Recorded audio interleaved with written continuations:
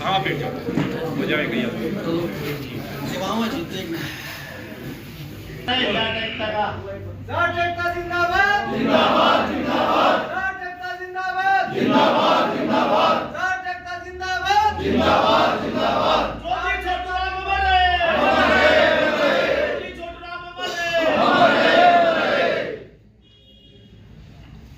संबोधन करते हुए भी फोटो लेना आगे हैं?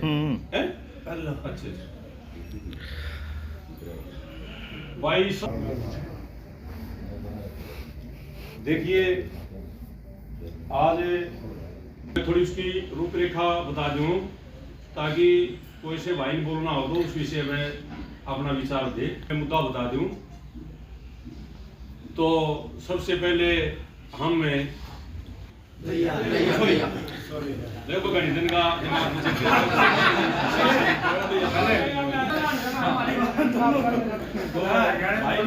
भैया और उनके साथ आए भाई ओम प्रकाश जागरण जी, जागरण जी और गांव घाट से हैं सतवीर सिंह कमांडेंट है। और भाई आज तो हमारे बतौर में महान पहुंच रहे हैं यहाँ गुड़गांव भी, हमें यहाँ सभा में पहुँचने का स्वागत करते हैं। और आपके अपने जिला अध्यक्ष हरज्ञान जी और भाई सारे बड़े छोटे रहेगा आपकी। देखिए सुनील जी,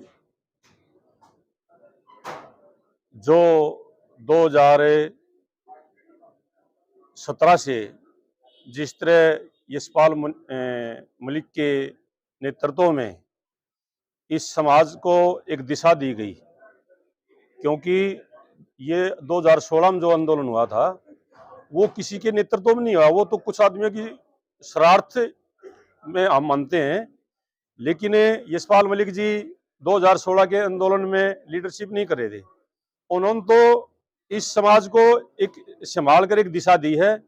और ये समाज पूरे देश के सामने एक मिसाल पेश करी है। जिन लोगों ने इस समाज को बदनाम करने की कोशिश की थी, उन्होंने ये दिखाया है आंदोलन 2 महीने 2017 जनवरी में जो धरने लगाए, तो ये पूरे समाज को, ये देश को बता दिया गया भाई जाट कोई उत्पाती आदमी नहीं है और न वो किसी का बुरा करना चाहता।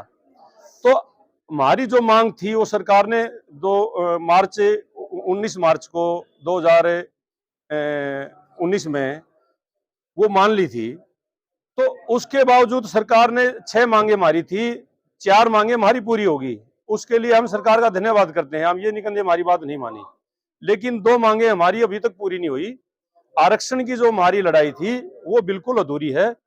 सरकार 10% ईवीसी देकर और वो अपना पीछा छुड़ाना चाह रही है, लेकिन जाट समाज के ऊपर ये लागू नहीं होती ईवीसी, क्योंकि जाट समाज जो पैटर्न बनाया सरकार ने, वे 100 गज का प्लाट हो, इस तरह की 5 एकड़ से ज्यादा जमीन ना हो। तो जाट समाज के मनमाना दादा के बाप के नाम, परदादा के नाम जमीन है, वो हो सके है 5 एकड़ से ज्यादा है, और उसके पास ट्रैक्टर है, भाई भैंसे हैं, बैल हैं, तूड़ी रखने के लिए काफी जगह चाहिए। 100 गज का उसका वैसे भी काम नहीं चलता। इसलिए जो है ना, ये ईवीसी में जाट समाज नहीं जाएगा। जाट समाज को ओबीसी आरक्षण चाहिए।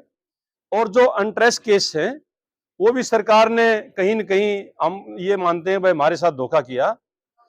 पहली बार तो सरकार ने वो सभी केसें होम सेक्रेटरी से साइन करके हर एक डीसी के पास भेज दिए थे। बाद में पता नहीं क्या साजिश रही, हाई कोर्ट में उसके ऊपर सटे हो गया और वो केस लंबित रह गए। तो हम सरकार से अब भी बाई रिक्वेस्ट ये प्रार्थना करते हैं कि भाई कभी कभी इस तरह के एजिटेशन हो जाते हैं और उसमें कई गलतियां भी हो जाती हैं, तो सरकार को चाहिए कि किसी भी समस्या को का निदान करके उसको पीछे करें।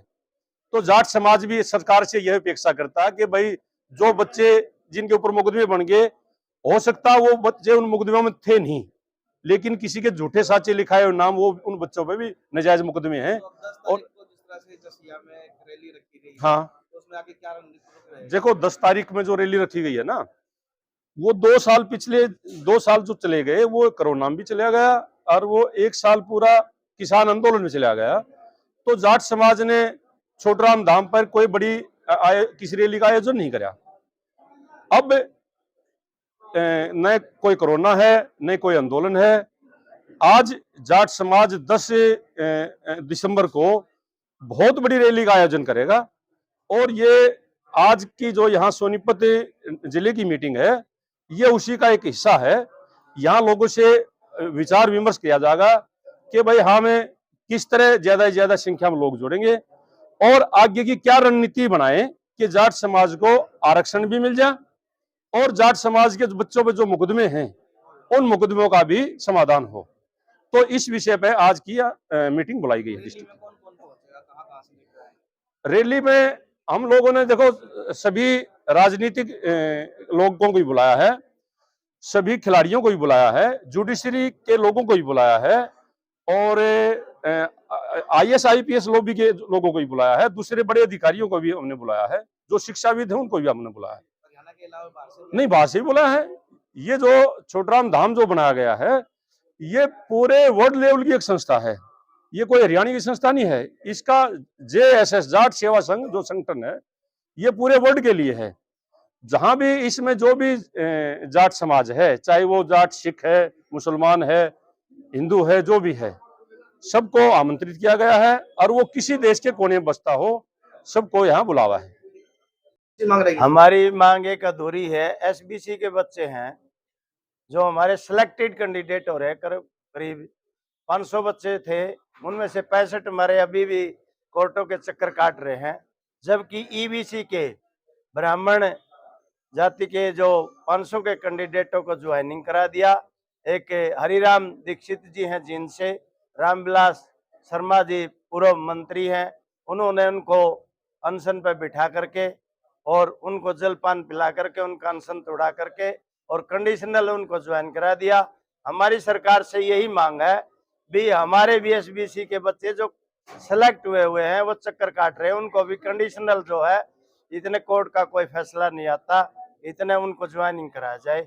हमारी सरकार से ये भी बड़ी अनुरोध है कि उन हमारे बच्चों को SBC वाले को जल्दी से जल्दी नियुक्ति दी। जिस तरह दसिया में जो है बड़ी रैली करी जाएगी, क्या रणनीति तैयार की है, क्या रहेगा आगे? जिस तरह से आरक्षण की पहले भी मांग उठती रही है, जैसे कि कल भी हमारी रोहतक के अंदर एक प्रेस कॉन्फ्रेंस थी, यशपाल मलिक जी जो है वो जाट आरक्षण संघर्ष समिति के राष्ट्रीय संयोजक हैं, और उन्होंने और पूरे 22 जून 2022 को दिल्ली के अंदर एक बहुत बड़ी मीटिंग हुई थी जिसमें पूरे भारतवर्ष के लोग थे।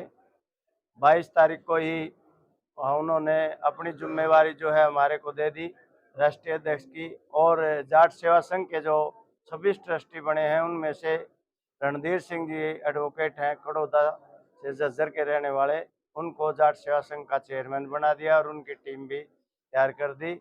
MS मलिक के उनके सेक्रेटरी बना दिए, और अभी हमारी एक मुहिम है, पहले हर साल की तरह 6वां जो है स्थापना दिवस छोटीराम जयंती के लिए मनाया जा रहा था, जो 27 नवंबर को मनाना था, लेकिन ब्लॉक समिति और जिला परिषद की काउंटिंग होने के कारण उसको 11 तारीख दिसंबर का हमने डेट तय कर दी थी।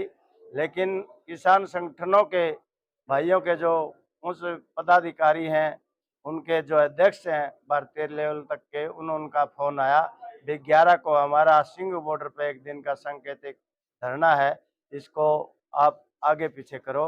तो उनके कहने से, खास करके अभिमन्यु कुमार जी के कहने से, हमने 10 दिसंबर को जो है छोटूराम जयंती मनाने का फैसला लिया है, और आज उसकी पहली जो मीटिंग जो है सोनीपत से शुरुआत करी है। सोनीपत बड़ा बहादुर जिला है, यहाँ के लोगों ने बढ़ चढ़ करके 2016 में भी जो किसान आंदोलन और जाट आरक्षण के लिए लड़ाई लड़ी, और 2017 के अंदर जो 52 दिन धरने चले, लाखों की संख्या में जोड़ी लाट में इकट्ठे हुए थे। और उसी की छोटू राम की विचारधारा को हम आगे बढ़ाते हुए मेरे साथ मेरे सहयोगी भाई आज़ाद लठवाल जी राष्ट्रीय महासचिव हैं और उनको जो है हरियाणा का प्रभारी भी बनाया गया है। इस कड़ी को गांव-गांव तक पहुंचा करके जाट आरक्षण की जो मांग हमारी सरकार ने अधूरी रखी हुई है, उसको जब तक हमारा आरक्षण नहीं मिलेगा उसको जन जन तक पहुंचाने के लिए दृढ़ संकल्प होकर के बगैर हिंसा के हम अपने मांग को उठाते रहेंगे।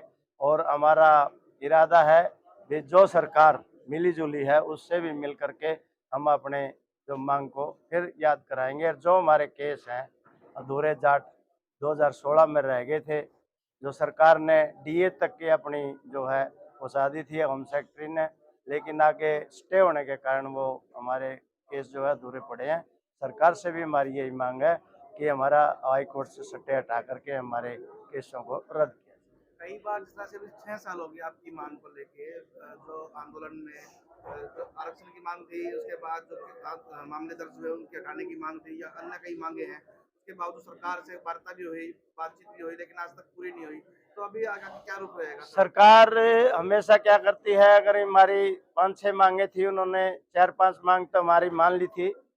जिस प्रकार से 22 जो भाई शहीद हुए थे उनको एक परिवार को नौकरी दी, 10-10 लाख रुपए का मुआवजा मिला, घायलों को 2.5 लाख रुपए 50,000 तक का भी मुआवजा मिला।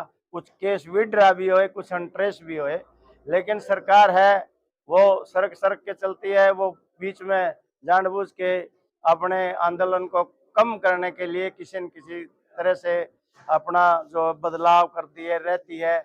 और जब संख्या ज्यादा बल होता है तो वो बात मान लेती है, जब आंदोलन थोड़ा कमजोर हो जाता है तो सरकार फिर ढीला रवैया अपना लेती है। इसलिए जाट आरक्षण किसान आंदोलन की वजह से और कोरोना की वजह से जो हमारे को बीच में दिक्कत आई, उन दिक्कतों को हम दूर हो गई है। अब उनके बाद जो है अपना जाट आरक्षण की लड़ाई बिल्कुल अहिंसक होकर के हम बिल्कुल शांति प्रिय अपनी मांगों पर रखेंगे और जन जन तक पहुंचाने का काम करेंगे। यही हमारी सभी दोबारा भाइयों से से। आंदोलन शुरू किया जाएगा, सरकार की बातें नहीं मानती अभी तो? 10 दिसंबर को एक बहुत बड़ी रैली का आयोजन किया गया है छोटूराम धाम पर। अपने भाई बहन जो भी वहां पहुंचेंगे उनसे सलाह मशवरा करके किस प्रकार की आगे की रणनीति बनाई जाए, उसके बारे में उनसे सलाह मशवरा करके हम आगे का निर्णय लेंगे।